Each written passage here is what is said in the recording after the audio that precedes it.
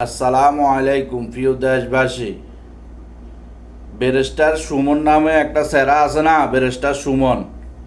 এই যখন বাংলাদেশে আইছে, বাংলাদেশে আসার পরে বিভিন্ন জায়গার মাধ্যমে ফোলাফাইনরে বল কিনে দেয়, ব্যাট কিনে দেয়, বা দেখা গেছে ওখানে কাঁচরা এগুলো সাফ করে, ওখানে দান করে। এগুলা দেখি কিন্তু তখন আমরা বুঝছি যে এটা হয়েছে মানে দেশ বিরোধী, এই আমলিকপন্থীর লোক। কিন্তু তখন কিন্তু অনেক মিডিয়া বা অনেক মানুষে কয় যে না, এ তো মানবতার কাজ করতেছে। কিন্তু হে হয়েছে ইউটিউব মন্ত্রী, এমপি, ইউটিউব মন্ত্রী, ফেসবুক মন্ত্রী। হে হে মানে 2-3 লাখ টাকার একটু কাজকর্ম করছে, 500-1000 টাকার কাজকর্ম করে ফেসবুকে আলোকিত হয়েছে বা সবাই চিনছে। বাস 1 বছর যদি টপ করে এমপির লেখ হারাই গেছে, এরা আবার এমপি হয়ে গেছে। এদের কোনো রাজনৈতিক কোনো জ্ঞানে নাই, এদের রাজনৈতিক কোনো জ্ঞানে নাই।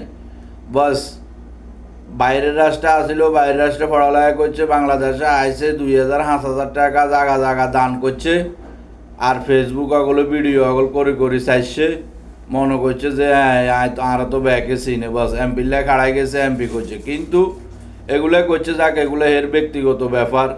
হে সামনের দিকে আগানোর জন্য করছে বা সোয়াবেল্লায় করছে, বা এর একটা পলিটিক্স খাটাইছে যে এইভাবে হইলো রাজনীতিকের মধ্যে আইব। কিন্তু এরা আসলে রাজনীতিকের বুঝে না। এরা দেশের জন্য কিছুই করে না, দেশের জন্য কোনো ত্যাগই করে না, কোনো একটা মামলা খায় না, কোগা বাড়ি খায় না। মানে হঠাৎ করে আই বাস ফেসবুকের মাধ্যমে হাতে এমপি হয়ে গেছে।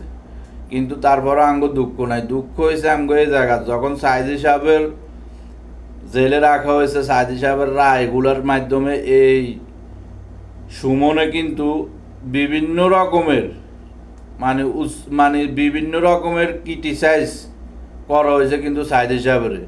এই ডাইরেক্টলি বলছে যে এরা যুদ্ধ অপরাধী, এদেরকে বিচারের আদালতে আনা হোক। তো এই কথাগুলো কিন্তু তখন কিন্তু একটা মানুষের যদি তখন সাইদি সাহেবের বিরুদ্ধে কথা কয় সরকারি তরফের থেকে বা সরকারি সাইডের থেকে, কিন্তু ওইটা তখন কিন্তু একদম বহুত ইম্পর্টেন্ট ছিল ওই টাইমে।